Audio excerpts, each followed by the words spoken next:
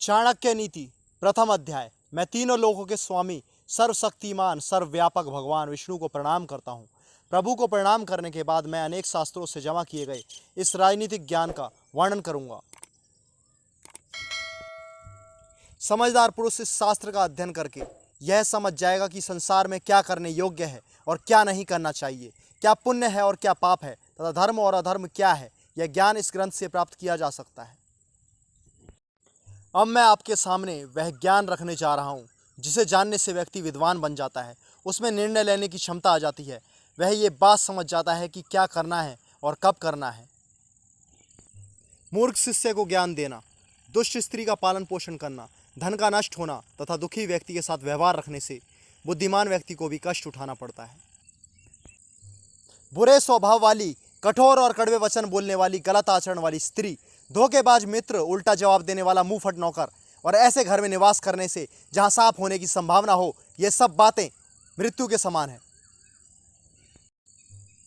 व्यक्ति को चाहिए कि वह मुसीबत के समय के लिए धन बचा कर रखे और अगर स्त्री की रक्षा के लिए धन भी खर्च करना पड़े तो कर दे, परंतु स्त्री और धन से भी अधिक आवश्यक है कि व्यक्ति सबसे पहले खुद की रक्षा करे। मुसीबत के लिए धन की रक्षा तो करनी ही चाहिए, परंतु धनी व्यक्ति को आपत्ति से क्या लेना देना।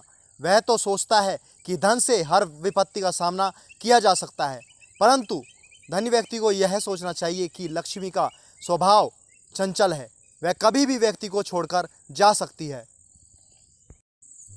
जिस देश में आदर सम्मान ना हो और आजीविका का कोई साधन नहीं है, जहाँ के लोगों में आपस में भाई बंधु जैसा संबंध ना हो और रिश्तेदार भी ना हो तथा किसी प्रकार के गुणों और विद्या को प्राप्त करने की संभावना भी ना हो, ऐसे देश को छोड़ देना चाहिए। ऐसे स्थान पर रहना उचित नहीं है।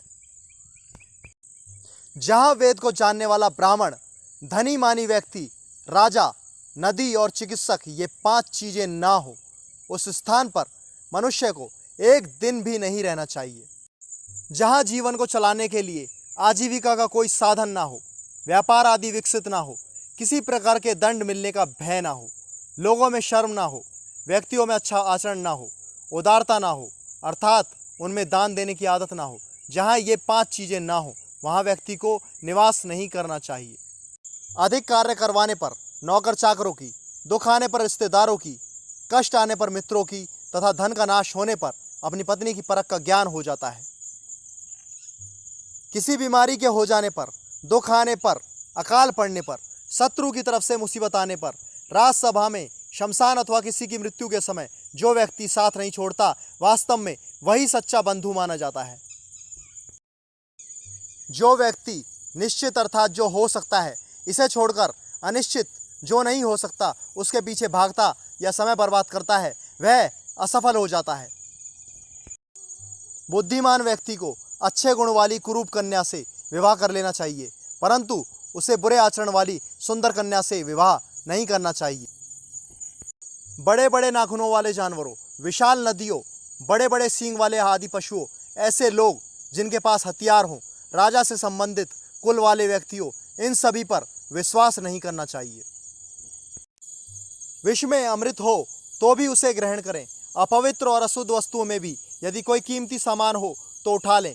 यदि नीच मनुष्य के पास कोई अच्छी विद्या, कला, गुण हो तो भी सीख लें। इसी प्रकार अगर नीच कुल की कन्या अगर गुणी हो तो उसे ग्रहण करना चाहिए। आदमियों के मुकाबले औरतों का खाना 2 गुना होता है, बुद्धि 4 गुना, साहस 6 गुना और काम वासना 8 गुना होती है।